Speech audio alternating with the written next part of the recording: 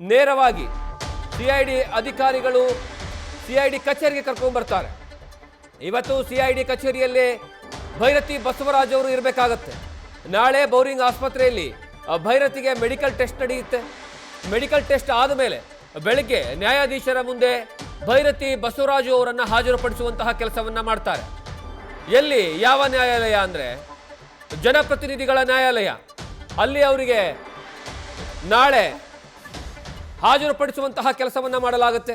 ಆ ಹಾಜರುಪಡಿಸುವಂತಹ ಕೆಲಸಕ್ಕೂ ಮುಂಚಿತವಾಗಿಯೇ ಅವರಿಗೆ ಮೆಡಿಕಲ್ ಟೆಸ್ಟ್ ಅನ್ನ ಮಾಡಲಾಗುತ್ತೆ. ಸಾಮಾನ್ಯವಾಗಿ ಯಾವುದೇ ಒಬ್ಬ ಆರೋಪಿಯನ್ನ ಬಂಧನ ಮಾಡಿದಂತಹ ಸಂದರ್ಭದಲ್ಲಿ ಕೋರ್ಟ್ ಮುಂದೆ ಹಾಜರುಪಡಿಸುವಂತಹ ಸಂದರ್ಭದಲ್ಲಿ ಇದು ಸಾಮಾನ್ಯ ಪ್ರಕ್ರಿಯೆ. ಎಲ್ರಿಗೂ ಸಹ ಕಂಪಲ್ಸರಿ ಮೆಡಿಕಲ್ ಟೆಸ್ಟ್ ಆಗುತ್ತೆ. ಮೆಡಿಕಲ್ ಟೆಸ್ಟ್ ಆದಮೇಲೆ ಅಲ್ಲಿ ಹೋಗಿ ಕೋರ್ಟ್ ಮುಂದೆ ಹಾಜರುಪಡಿಸುವಂತಹ ಕೆಲಸವನ್ನ ಮಾಡ್ತಾರೆ. ಅದಾದಮೇಲೆ ಕೋರ್ಟ್ನಲ್ಲಿ ಒಂದು ಕಡೆಗೆ ಈ ಇನ್ವೆಸ್ಟಿಗೇಷನ್ ನಡೆಸ್ತಾ ಇರುವಂತಹ ಟೀಮ್ ಏನಿದೆ ಅವರು ನಮ್ಮ ಸುಪರ್ದಿಗೆ ಕೊಡಬೇಕು ಅಂತ ಹೇಳ್ತಾರೆ. ಯಾಕೆ ಕೊಡಬೇಕು ಅನ್ನುವಂತಹ ಪ್ರಶ್ನೆಯೂ ಸಹ ಅಲ್ಲಿ ಉದ್ಭವ ಆಗುತ್ತೆ. ಸ್ವತಃ ಕೋರ್ಟ್ ಪ್ರಶ್ನೆ ಮಾಡುತ್ತೆ. ಅದರ ಜೊತೆಗೆ ಭೈರತಿ ಬಸವರಾಜ ಪರವಾಗಿರುವಂತಹ ಲಾಯರ್ಸು ಸಹ ಅದನ್ನ ಪ್ರಶ್ನೆ ಮಾಡ್ತಾರೆ. ಅದನ್ನ ಡಿಫೈನ್ ಮಾಡುವಂತಹ ಕೆಲಸವನ್ನ ಮಾಡ್ತಾರೆ. ಆ ಸಂದರ್ಭದಲ್ಲಿ ಈ ಒಂದು ಪ್ರಾಥಮಿಕ ತನಿಖೆಯ ಸಂದರ್ಭದಲ್ಲಿ ಭೈರತಿ ಬಸವರಾಜ್ ಅವರ ಪಾತ್ರದ ಬಗ್ಗೆ ಅಲ್ಲಿ ತನಿಖಾ ಸಂಸ್ಥೆಯ ಪರವಾಗಿ ವಾದವನ್ನ ಮಂಡನೆ ಮಾಡುವಂತಹ ವಕೀಲರು ಮೆನ್ಷನ್ ಮಾಡುವಂತಹ ಕೆಲಸವನ್ನ ಮಾಡ್ತಾರೆ. ಏನೋ ಈ ಬಗ್ಗೆ ಹೆಚ್ಚಿನ ಮಾಹಿತಿಯನ್ನು ನಮ್ಮ ಪ್ರತಿನಿಧಿ ಸಂದೇಶ್ ಕೊಡ್ತಾ ಇದ್ರು. ಸಂದೇಶ, ನಾನು ಆವಾಗಲೇ ಕೇಳ್ತಾ ಇದ್ದೆ ಈಗ ಪ್ರೊಸೀಜರ್ ಏನಿರುತ್ತೆ ಅಂತ. ಅದರ ಜೊತೆಗೆ ಅದಕ್ಕಿಂತ ಮುಂಚಿತವಾಗಿ ಫೆಬ್ರವರಿ 2ನೇ ತಾರೀಕಿಗೆ ಅವರ ಜಾಮೀನು ಅರ್ಜಿ ವಜಾ ಆಗುತ್ತೆ. ಅಲ್ಲಿಂದ ಇಲ್ಲಿಯವರೆಗೂ ಸಹ ಅವರು ಕಣ್ ತಪ್ಪಿಸ್ಕೊಂಡು ಕೂತ್ಕೊಂಡಿದ್ರು.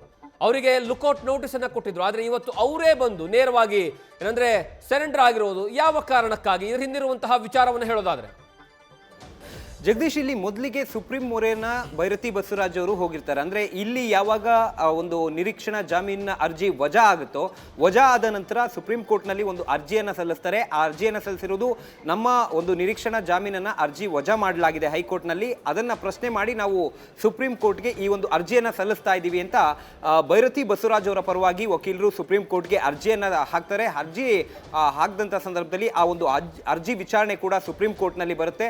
ಇದೇ ಸಂದರ್ಭದಲ್ಲಿ ಮೊದಲಿಗೆ ಸುಪ್ರೀಂ ಕೋರ್ಟ್ ತರಾಟೆಗೆ ತೆಗೆದುಕೊಳ್ಳುತ್ತೆ. ಅಂದ್ರೆ ಭೈರತಿ ಬಸವರಾಜ್ ಅವರ ಒಂದು ಅರ್ಜಿಗೆ ಸಂಬಂಧಪಟ್ಟಂತೆ ಅಲ್ಲಿ ತರಾಟೆಗೆ ತೆಗೆದುಕೊಂಡು ಬರುತ್ತೆ. ಬಿಕಾಸ್ ಇಲ್ಲಿ ಭೈರತಿ ಬಸವರಾಜ್ ಅವರು SIT ಅಧಿಕಾರಿಗಳ ಮುಂದೆ ಒಂದು ಬಾರಿ ಕೂಡ ವಿಚಾರಣೆಗೆ ಹಾಜರಾಗೋದಿಲ್ಲ. ಈ ರೀತಿಯ ಒಂದು ಜಾಮೀನು ಅರ್ಜಿಗೆ ಸಂಬಂಧಪಟ್ಟಂತೆ ಈ ವಿಚಾರಗಳನ್ನ ನೀವು ಕೆಳ ಹಂತದ ನ್ಯಾಯಾಲಯದಲ್ಲಿ ತೀರ್ಮಾನವನ್ನು ಮಾಡ್ಕೋಬೇಕು. ಜೊತೆಗೆ ನೀವು ವಿಚಾರಣೆಯಿಂದ ತಪ್ಪಿಸ್ಕೊಳ್ಳುವಂತ ಮಾತೇ ಇಲ್ಲ. ಇದು ಕೊಲೆ ಪ್ರಕರಣ ಆಗಿದೆ.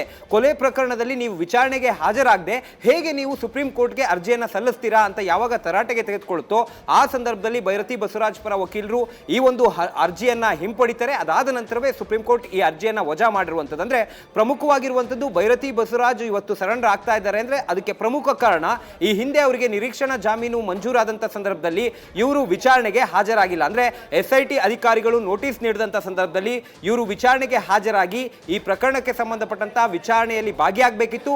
ಆ ವಿಚಾರಣೆಯನ್ನು ಎದುರಿಸುವಂತ ಕೆಲಸವನ್ನ ಭೈರತಿ ಬಸವರಾಜ್ ಅವರು ಮಾಡಬೇಕಾಗಿತ್ತು. ಆದರೆ ಇವರು ವಿಚಾರಣೆಯನ್ನ ಎದುರಿಸದೇ ಇರೋದೇ ಇವತ್ತು ಅವರ ಒಂದು ಅರೆಸ್ಟ್ಗೆ ಕಾರಣವಾಗಿರುವಂಥದ್ದು. ಹಾಗಾಗಿ ಇಲ್ಲಿ ಮೊದಲಿಗೆ ಸುಪ್ರೀಂ ಕೋರ್ಟ್ ಹೇಳಿದ್ದೇ ಇದೇ ವಿಚಾರವನ್ನ, ನೀವು ವಿಚಾರಣೆಯಿಂದ ಹೇಗೆ ತಪ್ಪಿಸ್ಕೊಳ್ತೀರಾ, ಕೊಲೆ ಪ್ರಕರಣಕ್ಕೆ ಸಂಬಂಧಪಟ್ಟಂತೆ ನಿರೀಕ್ಷಣಾ ಜಾಮೀನನ್ನು ಪಡಿತೀರಾ, ಆದರೆ ನಿರೀಕ್ಷಣಾ ಜಾಮೀನನ್ನು ಪಡೆದಂತ ಸಂದರ್ಭದಲ್ಲಿ SIT ಅಧಿಕಾರಿಗಳು ನೋಟಿಸ್ ಕೊಟ್ಟರು ಕೂಡ ನೀವು ವಿಚಾರಣೆಗೆ ಹಾಜರಾಗಿಲ್ಲ, ವಿಚಾರಣೆಗೆ ತಪ್ಪಿಸ್ಕೊಳ್ಳುವಂತ ಕೆಲಸವನ್ನ ಯಾಕೆ ಮಾಡ್ತಾ ಇದ್ದೀರಾ, ಜೊತೆಗೆ ನೀವು ಕೆಳ ಹಂತದ ನ್ಯಾಯಾಲಯದಲ್ಲಿ ಇವೆಲ್ಲವನ್ನು ಕೂಡ ತೀರ್ಮಾನ ಮಾಡ್ಕೊಳ್ಬೇಕು. ಏಕಾಏಕಿ ಈ ರೀತಿ ನೀವು ಪ್ರೊಸೀಜರ್ಗಳನ್ನು ಫಾಲೋ ಮಾಡದೆ ಸುಪ್ರೀಂ ಕೋರ್ಟ್ಗೆ ಬರುವಂಥದ್ದು ಎಷ್ಟು ಸರಿ ಅನ್ನೋದನ್ನ ಪ್ರಶ್ನೆ ಮಾಡ್ತಾರೆ. ಆ ಸಂದರ್ಭದಲ್ಲೇ ಭೈರತಿ ಬಸವರಾಜ್ ಪರ ವಕೀಲರು ಅರ್ಜಿಯನ್ನ ಹಿಂಪಡೆದಿರುವಂಥದ್ದು. ಹಾಗಾಗಿ ಈಗ ಮೊದಲಿಗೆ ಅವರು ಅರೆಸ್ಟ್ ಆಗೋದಕ್ಕೆ ಇವತ್ತು ಕಾರಣ ಅಂದ್ರೆ ಒಂದು ಸುಪ್ರೀಂ ಕೋರ್ಟ್ನಲ್ಲಿ ಅರ್ಜಿ ವಜಾ ಆಗಿರುವಂಥದ್ದು, ಜೊತೆಗೆ ಅವ್ರು ಕೊಟ್ಟಿರುವಂತಹ ರೀಸನ್ಸ್ ಏನಿದೆ ಅಂದ್ರೆ ಇವರು ವಿಚಾರಣೆಗೆ ಹಾಜರಾಗದೇ ಇರೋದೇ ಪ್ರಮುಖ ಕಾರಣ ಆಗಿರೋದ್ರಿಂದ ಇವರಿಗೆ ಈಗ ಮುಂದಿನ ಆಪ್ಷನ್ಸ್ಗಳು ಅಂದ್ರೆ ಮುಂದಿನ ಹಂತದಲ್ಲಿ ಇವರಿಗೆ ಯಾವುದೇ ರೀತಿಯ ಆಪ್ಷನ್ಸ್ಗಳು ಕಣ್ಮುಂದೆ ಇರಲಿಲ್ಲ. ಹಾಗಾಗಿ